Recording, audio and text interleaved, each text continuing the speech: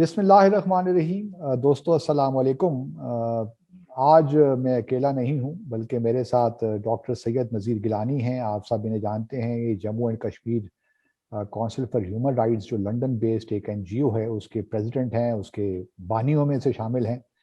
اور بڑا ان کا کشمیر کے جو حالات ہیں، خاص طور پہ جو اس کا لیگل، ڈپلومیٹک، ہسٹوریکل جتنے بھی جوتے ہیں کشمیر ڈسپیوٹ کی، اس پہ گہری نظر رکھتے ہیں۔ اور میں خود ذاتی طور پہ ان سے بڑا استفادہ کرتا رہتا ہوں۔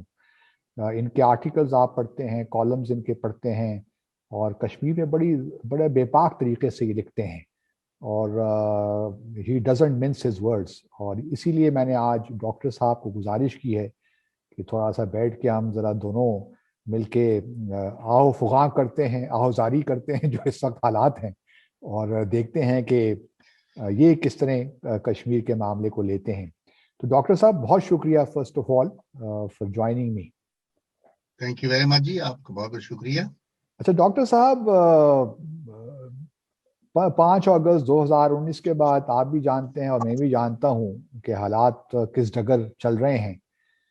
کیا اب ہمیں کشمیر کے تنازع کو بھول جانا چاہیے؟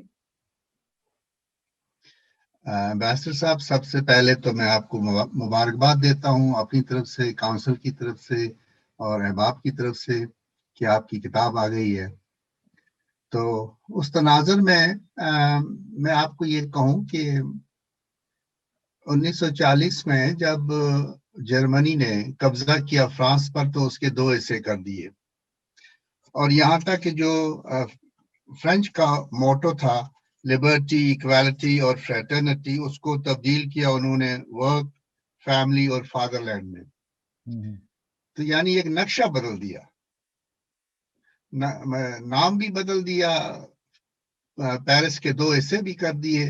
تو 5 اگست 2019 جو ہے، یہ ایک ہندوستان نے جو ان لافل ایکٹیویٹی کی، کشمیریوں کے ساتھ دغا کیا، اقوام متحدہ کو بریچ کیا، پاکستان کے ساتھ معاہدات کی جو خلاف ورزی کی ہے، تو یہ ایک ایسی صورت ہے کہ جو لوگ کہتے ہیں جی کہ ہندوستان نے جو کرنا تھا وہ کر دیا۔ ہندوستان تو پہلے بھی ڈی فیکٹو کنٹرول تھا ان کا، لیکن اب ری آکوپیشن ہو گئی ہے 5 اگست کے بعد۔ ری آکوپیشن بھی پاکستان کے لیے ہوئی ہے کیونکہ پاکستان ایک فریق ہے، کشمیریوں کے لیے اس لیے ری آکوپیشن نہیں ہے، ان کے لیے انٹینسٹی ہو گئی ہے اس میں، یعنی ظلم ایک ناچ اپ چلا گیا ہے، اس میں بتدریج گریجویشن ہو گئی ہے۔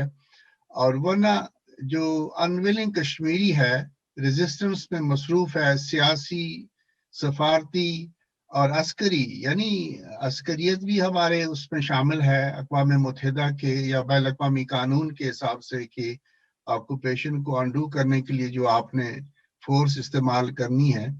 تو 5 اگست 2019 ایک ہندوستان کا ایک نیا تجربہ ہے، لیکن اس کے جو کانسٹیٹیوئنٹس ہیں وہ بڑے خطرناک ہیں، یعنی جو آبادی کو بدلنے کی نیت ہے وہ ہمارے لیے مشکلات پیدا کر سکتی ہے۔ لیکن پھر ساؤتھ سے، باقی علاقوں سے دیکھتے ہیں کیسے ہندوستان کے لوگ آ کر میرے علاقے بارہ مولہ میں آباد ہوتے ہیں، ان کی شناخت تو وہاں کی مٹی بھی کر لے گی، they would not adjust in Kashmir, اور ایک غیر قانونی جو عمل ہوگا وہ وہاں پروان نہیں چڑھ سکے گا۔ ڈاکٹر صاحب بارہ مولہ میں نہیں کر لیں گے، لیکن جموں میں جا کے بس جائیں گے تو ڈیموگرافک چینجز تو پھر بھی آ جائیں گی اوور آل۔ تو اس سے کیا فرق پڑتا ہے کہ بارہ مولہ میں ہوں کہ راجوری میں ہوں؟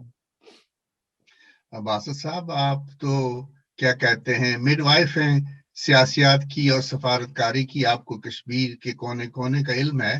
لیکن ہمارے پاس دیکھیں جی 2.5 ملین کشمیری مہاجرین پاکستان میں ہیں، اور یعنی ان کو اقوام متحدہ کی قرارداد جو ہے وہ گارنٹی کرتی ہے رائٹ آف ریٹرن، اور وہاں جا کر اپنے جو اپنا بیک ہوم ان کی جو بھی ایسیٹس ہیں ان کو بحال کرنا۔ اور جب صورتحال اتنی بگڑ جائے گی تو ہم جو 25 لاکھ مہاجرین ہیں پاکستان میں، ہم پاکستان سے درخواست کریں گے کہ اقوام متحدہ کے ساتھ مل کر ہمیں واپسی کا انتظام کریں، تو ہم جموں چلے جائیں گے۔ ہم دیکھتے ہیں کہ 25 لاکھ کیا وہ کہاں سے لائیں گے؟ پھر ڈائسپورا اتنا بڑا ہے، دنیا بھر میں کشمیری ہے، نیومیریکلی مجھے لگتا ہے ہندوستان جو بھی چال چلے وہ عددی اعتبار سے ہمیں شکست نہیں دے سکتا ہے، پریشان کر سکتا ہے۔ اگر ہم نے اپنے جو اصول ہیں اگر ہم ان پر قائم رہے اور فیتھ ہمارا ڈگمگایا نہیں، اور ہم چھوٹے چھوٹے شارٹ کٹس پہ اور سیاسیات میں کشمیر کو ہم نے نہیں الجھایا، تو کشمیر کا جو مسئلہ ہے یہ اقوام متحدہ کے 194 ممالک کا مسئلہ ہے، اور کشمیریوں کا اور پاکستان کا۔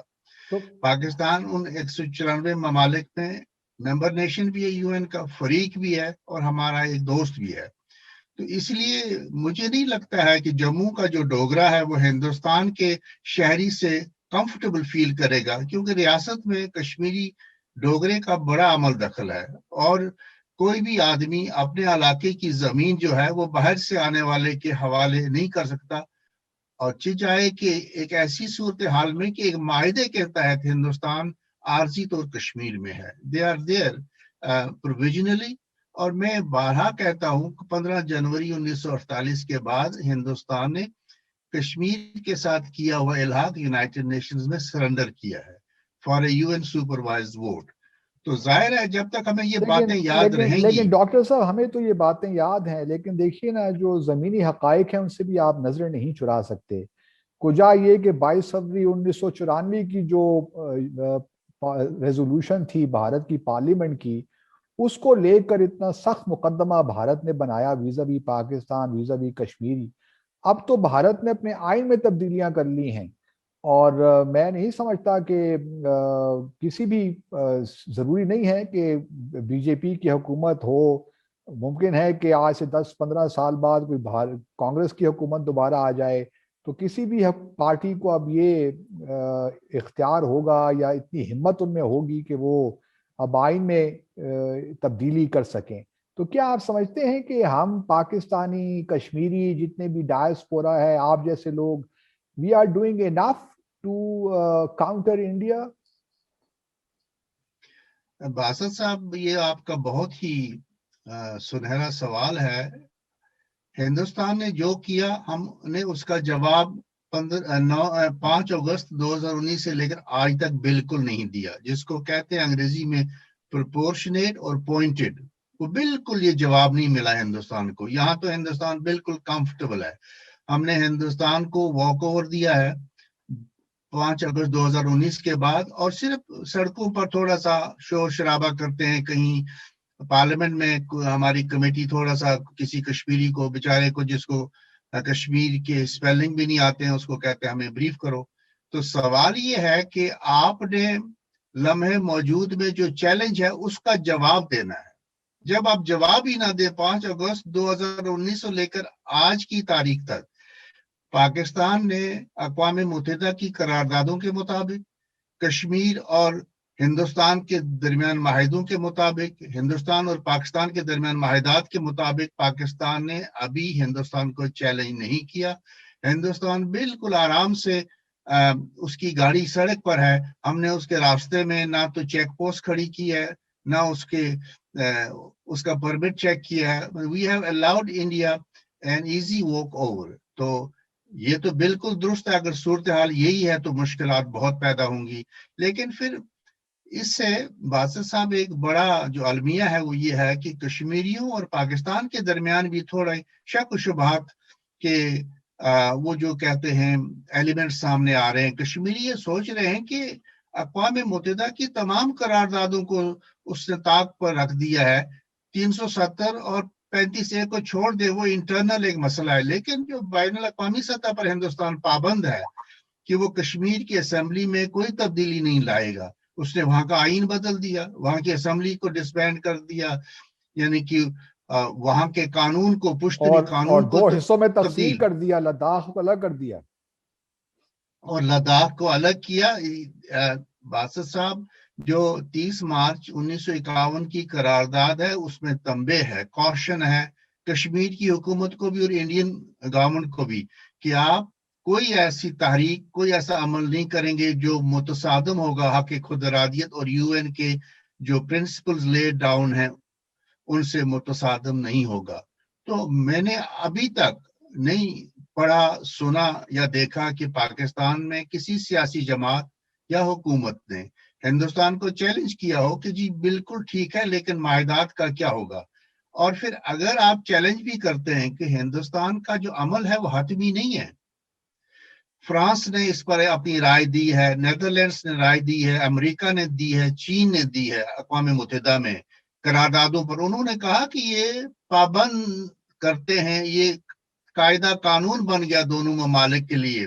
جب بھی جھگڑا ہوگا they will have to refer back to these two resolutions. یہ بتائیے ڈاکٹر صاحب، بتائیے کہ کیا کشمیریوں کو اسٹیٹس کو بیس سلوشن کوئی منظور ہوگا؟ دیکھیں جی، پھر تو مجھے پاکستان آنے کی ضرورت کیا تھی؟ پھر تو میں کشمیر میں، میرا گھر ہے، میری برادری ہے، میرے دوست ہیں، میرا گاؤں ہے.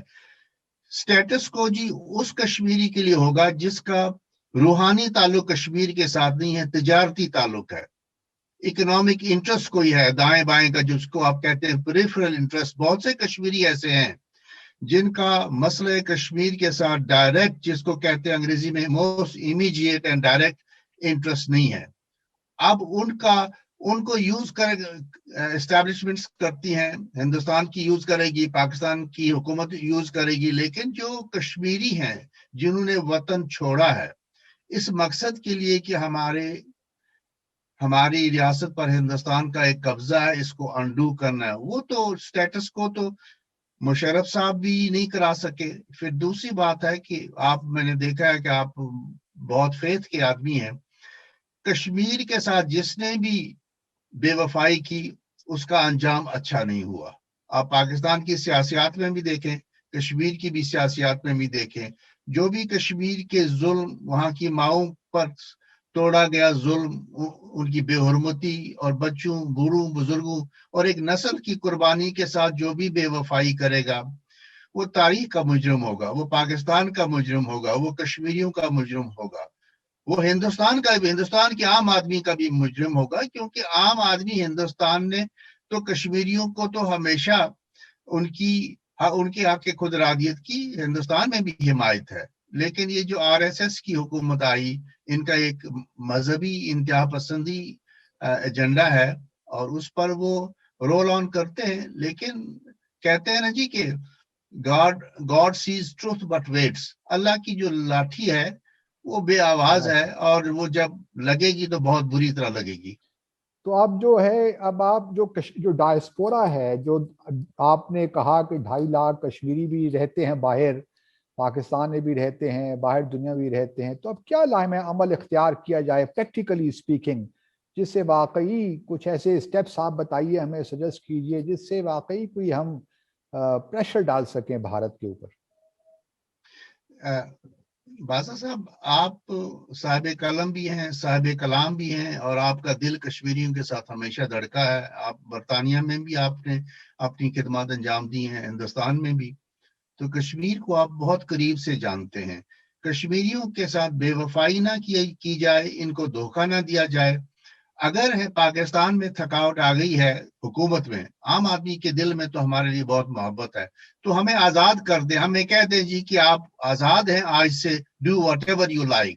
تو ہم بیک ڈور چینل بھی چلا سکتے ہیں، ڈائریکٹ چینل بھی چلا سکتے ہیں، ہندوستان میں تہلکہ بھی دنیا بھر میں مچا سکتے ہیں. ہماری مجبوری جو یہ ہے کہ ہم پاکستان کے ساتھ کہیں کراس نہ کریں، تاکہ ہماری ایک محبت کا جو ہمارا ایک دروازہ ہے تو ہم اس کو نقصان ہی پہنچانا چاہتے ہیں. ورنہ دیکھیں جی، میں نے ایسٹ تیمور میں خدمات انجام دی ہیں. ان کے پینل پر تھا، جو ان کا جورسٹ کا پینل تھا، ان کی آزادی میں ہم نے آخری دم تک کام کیا. تو اپنی آزادی کے لیے تو ہم کیوں نہیں کر سکتے ہیں؟ کشمیری صاحب کلام بھی ہیں اور اچھے پڑھے لکھے لوگ ہیں، دل کے سچے ہیں، ان کا جو عقیدہ ہے اور جو ان کا کاز ہے وہ جینوین ہے، سچا ہے.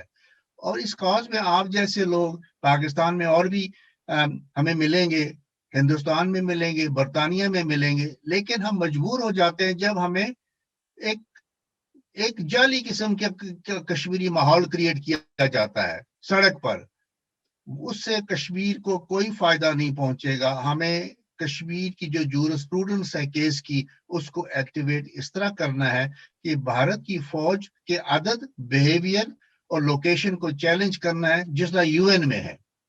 ہم نے آئی سی جے کا 47 میں برطانیہ نے ہمیں آئیڈیا دیا، 51 میں امریکہ نے دیا، لیکن ہم اس کو ٹیک اپ ہی نہیں کر سکتے. یعنی جو آپ کے پاس پاکستان میں کشمیری ہیں وہ صف اول کے لیڈر نہیں ہیں سوائے 2-3 کے. انہوں نے چٹھیاں لائی ہیں اپنی کسی سیاسی جماعت کے، وہ نمائندے ہیں. اب وہ آپ کو مقبوضہ جموں اور کشمیر میں اب لیڈرشپ کیسے ڈیولپ ہو رہی ہے؟ آپ کیسے دیکھ رہے ہیں وہاں پہ کشمیریوں کی لیڈرشپ؟ دیکھیں جی، ہندوستان کے ذہن میں یہ ہے کہ ہم انٹینسٹی بڑھائیں گے ظلم کی. این آئی اے کو انہوں نے ایکٹیویٹ کیا، یعنی انہوں نے ہماری ملیٹنسی کو بھی زیر کیا، ہماری سیاسیات کو اٹھا کر تہاڑ جیل میں کیا. لیکن یہ ایک طوفان سے پہلے یہ جو خاموشی ہے جی، یہ آپ سمجھ لیں کہ there would be a turmoil, there would be a flood gate open ہوگا کشمیر میں، اور جس کو کہتے ہیں ہیونز ول اوپن. ہندوستان ناراض کشمیری، مظلوم کشمیری اور ان پر ظلم کر کے ان کو زیر نہیں کر سکتا. دنیا کی کوئی فوج باسط صاحب آج تک زیر نہیں کر سکی اس عوام کو جو کھڑی ہوتی ہے. اور کشمیر کے لوگ تو ہر طرح سے میدان میں آئے ہیں، لیکن وہ کنفیوزڈ ہیں. وہ پاکستان سے اشارہ ان کو غلط ملتا ہے، یعنی اشارے غلط چلے جاتے ہیں جی. کبھی کہا جاتا ہے کہ اگر آپ نے بارڈر کراس کیا تو یہ پاکستان کے خلاف دشمنی ہوگی. تو پہلے ہم کرتے رہے، 30 سال کرتے رہے بارڈر کراس. وہ بارڈر تو پاکستان کا تو نہیں ہے، وہ کشمیر کا ہے. لافل انٹری اینڈ ایگزٹ جو ہے، جو سیز فائر ہے، یہ ہندوستان کے فوجی اور پاکستان کے فوجی کے درمیان ہے. پاکستان کو کہنا چاہیے دنیا کو کہ we can't hold them back from returning to their own homes. اور پھر اقوام متحدہ کی قرارداد میں جب برطانیہ نے کہا ہے کہ جی جب تک مسئلہ کشمیر حل نہیں ہوگا وہاں ملیٹنسی جاری رہے گی، انسرجنسی جاری رہے گی.